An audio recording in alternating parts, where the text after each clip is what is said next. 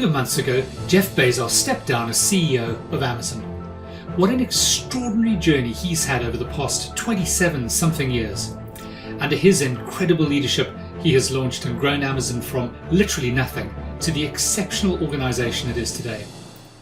You may not know this, but every year since 1997 until his final edition issued earlier this year, Mr Bezos has written an annual letter to his shareholders. They make for fascinating reading and give unique insights into both the founder and his company. In this latest release, he named two simple yet profound ingredients that he and his teams have baked into every single part of Amazon's growth. Since they're both readily available to all of us, I thought I would share them with you. In my opinion, you would do well to bake them both into your home makeover projects. Just as they've been critical to Amazon's success, so they can contribute to the successful outcome of your projects. How cool is that, having Jeff Bezos help you execute your home makeover project? One of the ingredients is particularly significant because it will help you to understand and then implement the answer to one of the most universal questions homeowners ask on their home makeover projects. And that's the focus of today's podcast episode. That dominant question, the question everyone asks sooner or later is, how do I pay as little as possible for my home makeover project? And when any homeowners ask that question, they're also really asking, how do I avoid being ripped off? Understandably, no homeowner wants to lose money, to waste money, or to pay too much. So without doubt, it's the hottest topic on the home makeover block. In episode 3, I told listeners I knew the exact amount that every homeowner should spend on their home makeover project. Any and every project, anywhere in the world. That probably sounds like an incredible claim, right? How could anyone possibly know that?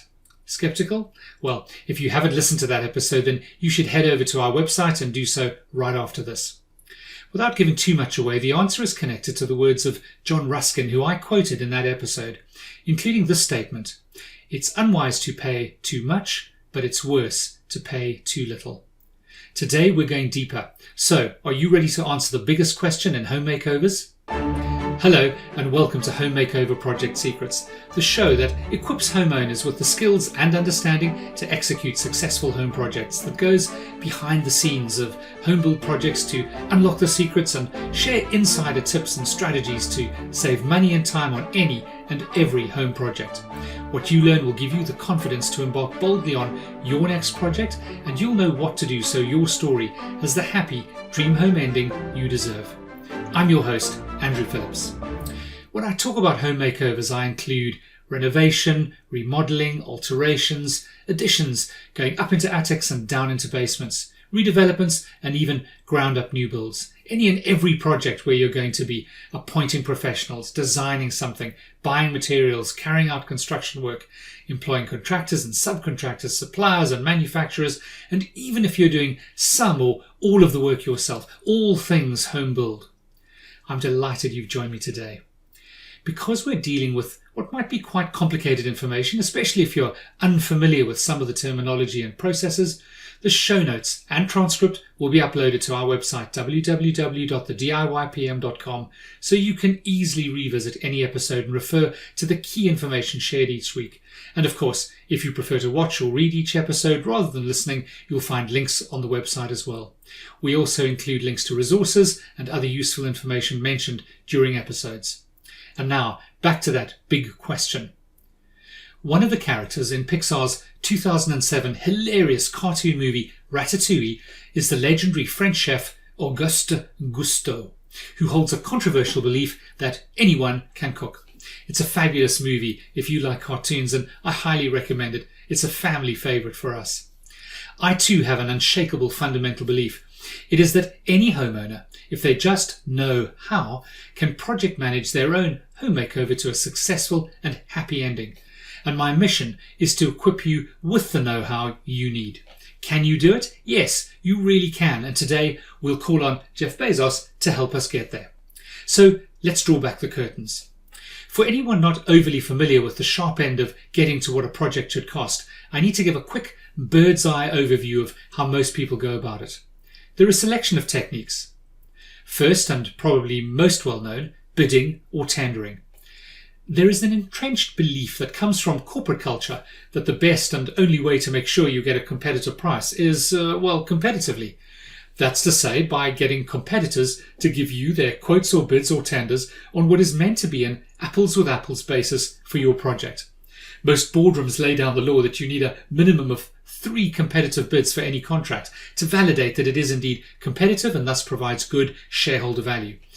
This applies to everything from buying coffee cups in the office canteen to getting space race competitors like SpaceX and Virgin Galactic and Blue Origin, another Bezos company, to bid to help NASA put men back on the moon.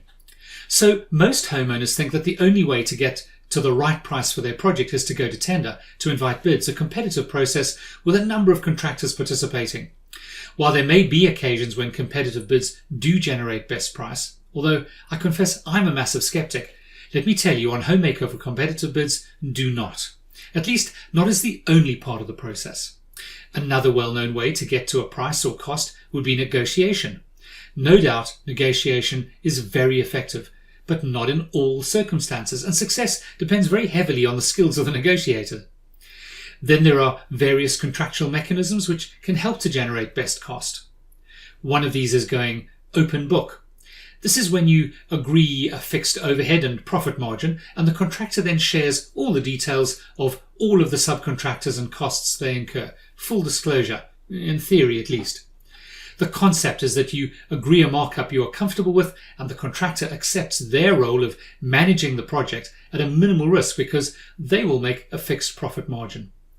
Another of these is to avoid appointing a traditional general contractor or main contractor to supervise and manage and deliver the works. This is sometimes referred to as management contracting and construction management. Here the subcontractors, specialists and manufacturers who actually deliver the works are appointed and managed by specialist construction managers or even owner direct. There are positives to all of these approaches, but none of them is head and shoulders above the others. There are also negatives to consider. Unfortunately, we don't have time in just one podcast episode to go through all of these in detail, but I've used and applied all of these approaches over many years in all kinds of different circumstances, some with more success than others. Based on my extensive experience, I'm excited to be able to shortcut your learning curve so you can get straight to the most efficient possible route to get to the best price. If you're feeling like this could be pretty overwhelming, then this is where we need those 2 secret ingredients Mr. Bezos used at Amazon. Cue drumroll, here they are: sweat and ingenuity. Sounds a bit simple?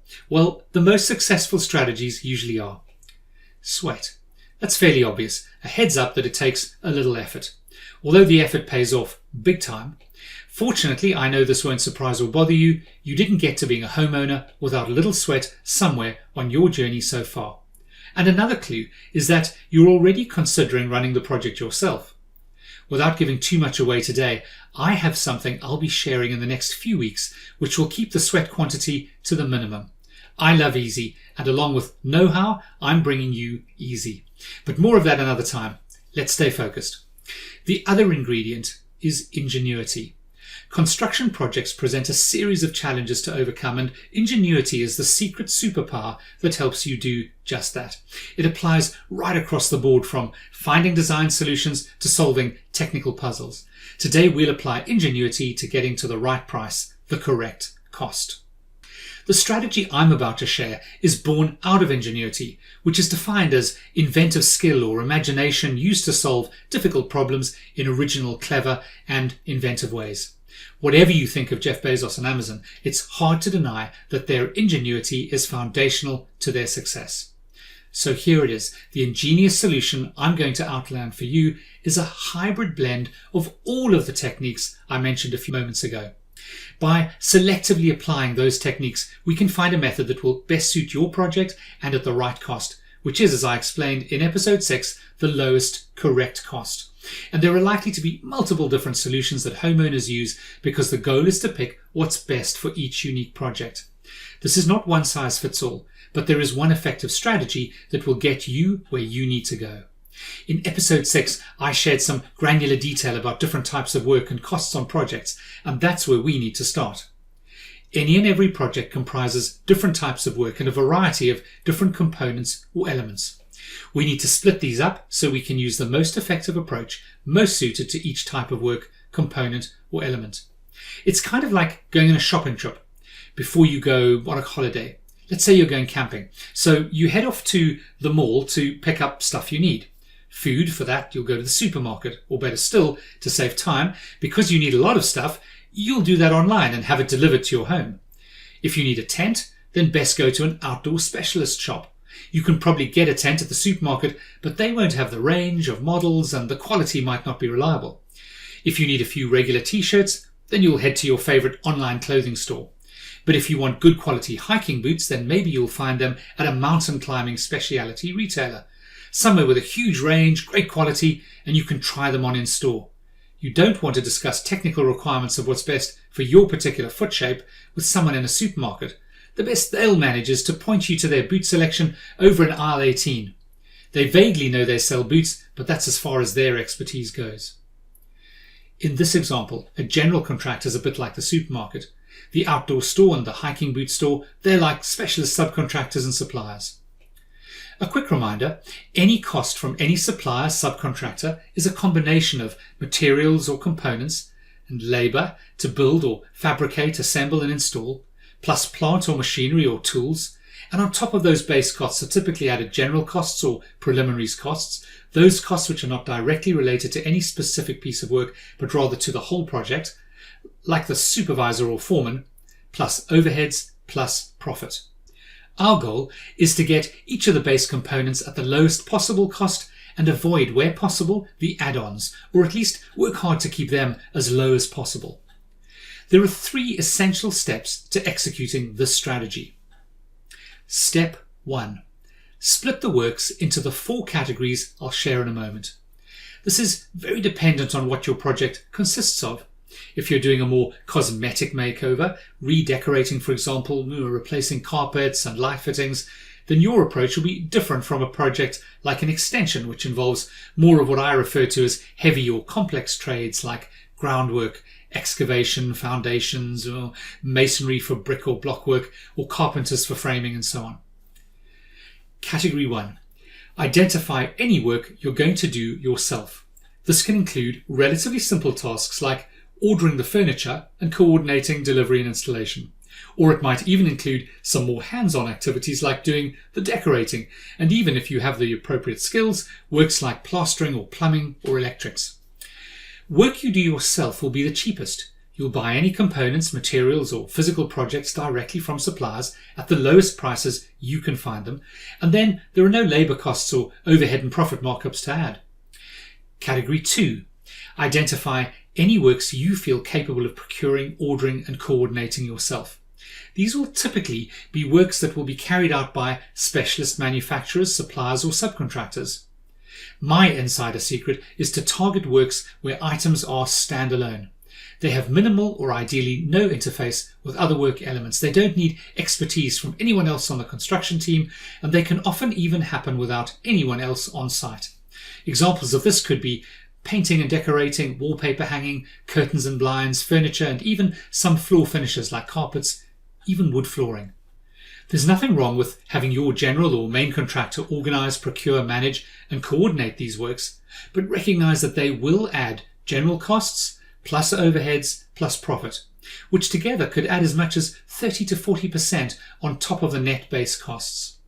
Let's say getting a flooring subcontractor to supply and lay a mid-range carpet in 330 square foot or 12 square metre bedrooms might cost $2,000, £1,500. The same scope through the main contractor could run to at least $2,750, £2,100. You can see how quickly those add-ons add up, and the bigger the project, the more add-ons. Another way to identify works you might add to this category is to assess what added value the general contractor will bring to the work scope. If there isn't any, or not very much, then you may be paying a lot of markup for nothing. Take audiovisual and IT installations or even smart home systems. Although these typically do require more coordination with the general contractor and probably the electrical subcontractor, it isn't rocket science, and you want to be able to work really closely with the specialist supplier to get exactly what you want and where you want it, which is much easier if you're employing them yourself and you control the purse strings, which means you're paying them. A straightforward way to solve the coordination issue is to have the general contractor provide a fixed management fee to do the liaising and coordination between the specialist supplier and his subcontractors. That usually works out cheaper, but you also have the benefit of more direct contact and control. Category 3. Identify any works that could be split between the contractor and owner, you. Two common examples of this are, for example, lighting and kitchen installations. New lighting will require an electrician to either modify existing lighting electrical supplies and controls, or strip out the old and install all new cabling, which is usually the case on older properties where existing installations no longer comply with current regulations. Then the electrician orders the light fittings you've selected and installs them. The only significant added value they bring to the light fittings themselves is the ordering and coordination. But if the cost of the fittings is anywhere from 40 to 60% of the total cost of the lighting, you'll be paying huge markups for not much service.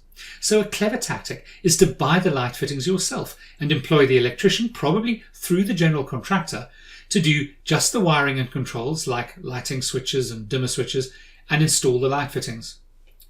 The other example is kitchen installations. Typically, new kitchens are either ordered from bulk manufacturers of kitchen components or bespoke manufacturers who create unique one-off designs tailored to the specific layout and needs of the homeowner. Very often, the kitchen is delivered to site by the manufacturer or supplier and a specialist kitchen installation team then install the kitchen millwork or joinery. The main contractor's role is minimal and mostly consists of coordinating the installations around other trades who need to provide an interface in the kitchen. This might include the flooring contractor to get the space ready for the new kitchen, the electrician who needs to run the electrical supplies to the new kitchen fixtures, and the plumber installing the new faucets, the kitchen sink, and the drain pipes. Here again, the kitchen itself makes up the bulk of the cost of the new kitchen.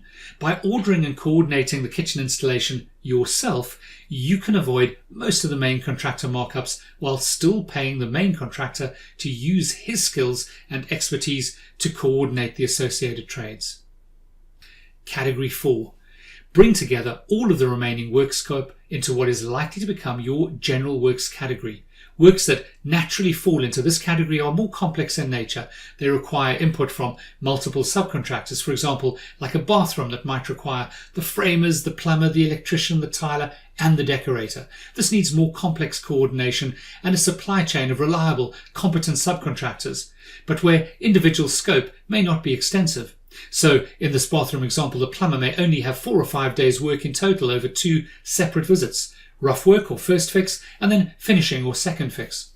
A general contractor or main contractor is likely to have contacts with a range of appropriate subcontractors he works with regularly, and he can coordinate the flow of the work and the timing of return visits.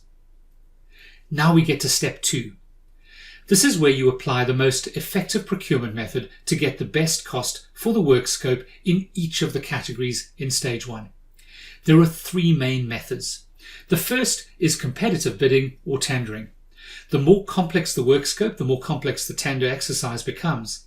But a major warning: for competitive tendering or bidding to be effective, the work scope must be very well defined.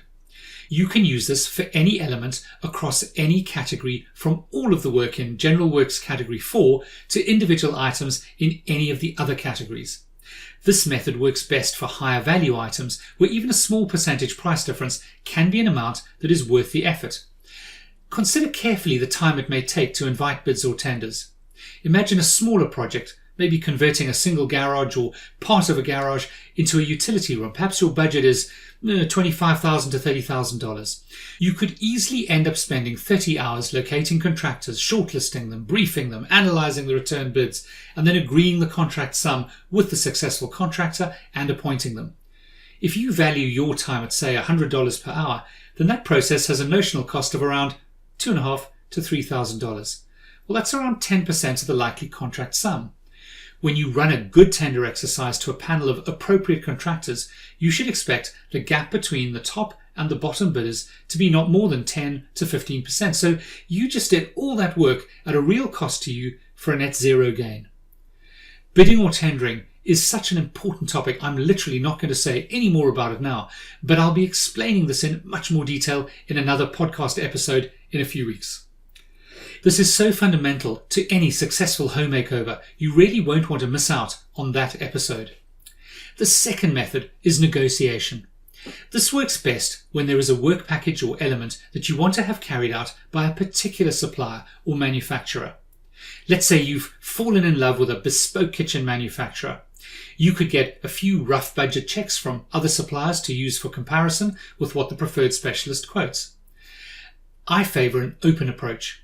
If you have a budget of $10,000 or $40,000, tell them and then ask them to advise the best way to spend that budget. To keep the cost as low as possible, shave a bit off your actual budget, maybe say 10 to 15% before you share your budget with them. Once they know the budget, they'll typically offer up to and often over that amount, but that's where the negotiation comes in. For this process to work best, just be clear and open. Let's say your budget is $17,500. If you start off saying something like, I have $15,000 and I need the following, then list what you expect to get. I have a couple of quotes around this total, but I really like your company and would much prefer to be able to work with you and your team. What would you recommend? If they're a reasonable company, they will work with you to develop a solution you can afford. When negotiating, they have the opportunity to offer options like suggesting you consider a silestone or mockstone countertop instead of marble, or they'll tell you that painted doors could look just as fantastic as the more expensive real oak you were hoping for. When any contractor or supplier knows they are in with a chance with a real customer who has real money to spend, they typically work much harder to win the work and keep you interested. In a good negotiation, instead of being in a confrontational commercial arrangement, rather you are in a more aligned position and working together to find a mutually satisfying solution. Returning to that example of the new utility room, I demonstrated how tendering that mini project might not be worth the time you spend. That size of project, even for the general works, would be perfect to negotiate. Take time to find a suitable contractor you'd like to work with. Start the budget discussions at, say, $20,000, knowing you might be able to increase it up to $25,000 or even $30,000, and see what they can offer you. You might be surprised and get everything you want, or at least close to it, for, say, $25,000, which would be a saving of around 17% against your original top-level limit. The third method is one you will already be very familiar with, and that's buying off-the-shelf products and elements from regular suppliers, often online. The internet has opened up to us a global store, and the options and alternatives available are just about infinite. In some ways, it has become harder, not easier, to find what we want because we're so spoiled for choice. Here, your goal is to narrow down your search and then focusing on specific items and simply buying them at the best possible price. A few tips on this. Many products are sold by both catalogue companies and by smaller, more personal service companies. With the catalogue companies, there is usually minimal opportunity to get better than rack rates. The price you see is the price you pay. But if you can find a smaller supplier of the same product, making direct contact may enable you to ask for better, discounted prices. This does take time, and you need to be careful not to waste precious hours chasing down small savings that aren't worth the time spent on them. Another worth mentioning is that when you're buying lots of items from a supplier, they may have a member deals or a tradesman's discount that you can sign up to. This often gives discounts off rack rates, and those savings can add up across a project, so do look out for them before you just accept the quoted price and click to buy. The third and final step 3 is where you make sure you lock in the deals you have bid, tendered, or negotiated with appropriate and adequate contract documents. Critical to this is tying the contractors down to terms and conditions that protect you from price changes once the works commence. This is a step most homeowners completely forget or ignore, at best perhaps accepting without adequate consideration the contractor or supplier's own terms and conditions. Those are always written to favour the contractor or supplier and never the client. Getting the best possible price for your project is not the total amount you agree with the various contractors, suppliers and subcontractors before you actually start the works.